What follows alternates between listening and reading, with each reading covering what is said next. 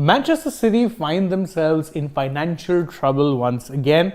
And this, of course, is coming after the Premier League released a rather explosive statement detailing the level of financial irregularities that they have spotted within City's financial accounts and have thus officially leveled charges against them. Financial irregularities, which, well, it's pretty wide-ranging, and we're going to be discussing that in this video. But again, this might seem like a throwback to a few years gone by where City were, in fact, found in breach of financial fair play regulations for UEFA. Remember, they were banned for 2 seasons. They appealed that in the Court of Arbitration for Sport, got it overturned. So once it has already happened and they just about managed to escape a conviction, are City going to be second time lucky? That is going to be one of the questions that we'll be tackling in this video. But before we go into that, let's just first take a look at what exactly it is that City have been charged with. And believe you me when I say it's a pretty exhaustive list of charges. First off, when you're looking at it, the time period stretches all the way back from 2009 and goes all the way to 2018. So that's about a time period of nearly 10 seasons. So from the 2009-10 season onwards to the 2012-13 season onwards, they have been charged with irregularities for payments for, disclosed for the managers. This is, of course, at a time when Roberto Mancini was the manager. And so there are a lot of irregularities with regards to what they actually paid him and what they disclosed.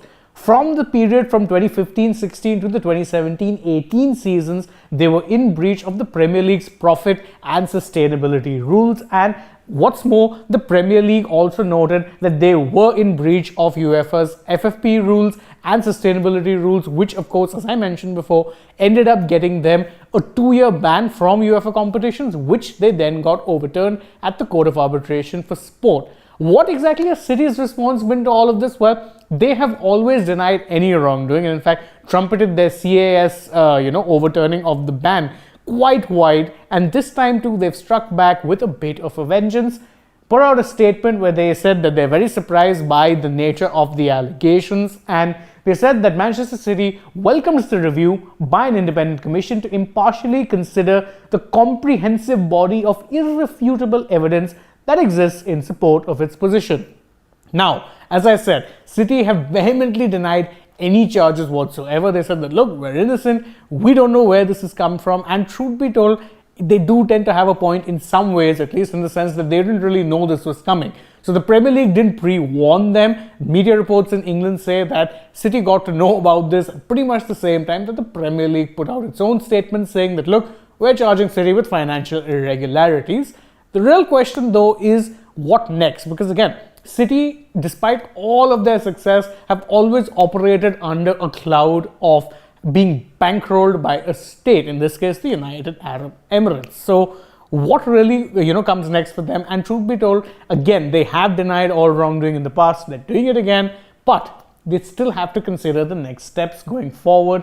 And truth be told, whatever does happen, it's not going to be a quick resolution. This can be evidenced by the fact that, the Premier League actually went back and did a lot of homework to charge them for seasons going all the way back to 2009. That is about 14 years back. So the Premier League have been very, very thorough. The matter is expected to drag on, but City are pretty confident that their names will be cleared.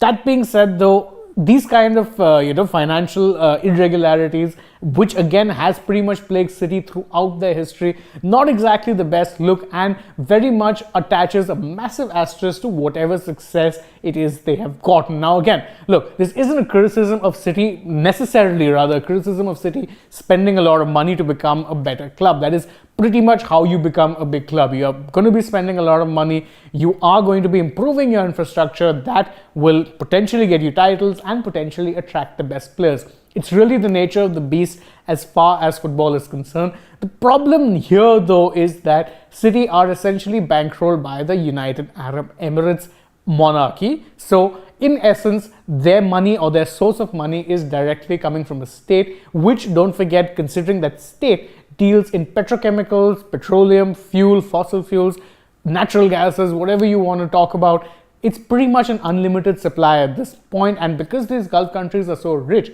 they're already moving on to, sustainable energies, having amassed a lot of wealth from fossil fuels. Because they're bankrolled by nations or nation states, it makes it a pretty much unlevel playing field, even by football's rather unregulated standards, and that is why so many people have a problem with how City have operated in recent times. And that's a big if, that the Premier League can get all of these charges to stick against City, it'll be a massive win for people who want to see a more equitable playing field in the world of football, and particularly one of the biggest leagues in the world, the Premier League. But don't hold your hopes that high just yet. Don't forget, City did escape one ban. They may escape again, but again, at this point, the cloud hovers very, very dark and deep over their heads. But that's just how I feel about all of this. What do you guys think? Should City be punished if found guilty, or is football something that really has been tarred by big money anyway? You can let us know in the comments below, and don't forget to like the video, share it with your friends, subscribe to the channel if you haven't already, tap the bell icon so you know when it is we're going live or uploading a new video for you guys. And don't also forget to follow us on Twitter, Instagram and Facebook. Last but not the least, don't forget to download the AajTak app as well. Thank you all once again for joining us. If you're on the channel, don't forget to check out a few more videos that we've done through the day. For now though,